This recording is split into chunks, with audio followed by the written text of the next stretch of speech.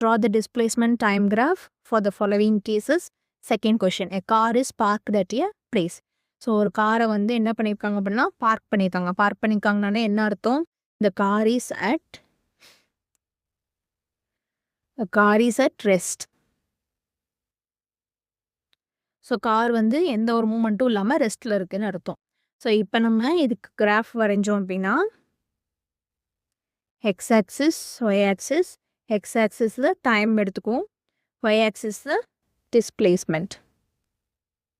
டிஸ்பிளேஸ்மெண்ட்னா என்ன? Change in position. But car வந்து இங்கே ரெஸ்ட்டில் இருக்குது. அப்போ நமக்கு சேஞ்ச் இன் பொசிஷன் நடக்குதா? இல்லை. ஸோ அப்போ ஃபார் எக்ஸாம்பிள் டிஸ்பிளேஸ்மெண்ட் வந்து 5, 10, 15 வச்சுட்டோம்.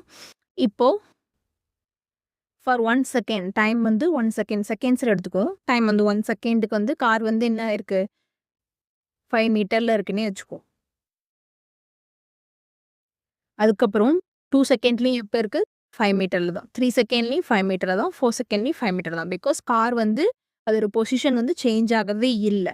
அதோட டிஸ்பிளேஸ்மெண்ட் வந்து இன்க்ரீஸ் ஆகவே இல்லை. அது எந்த பொசிஷனில் வந்து இருந்துச்சோ அதே பொசிஷனில் தான் ரெஸ்ட்லே தான் இருக்குது.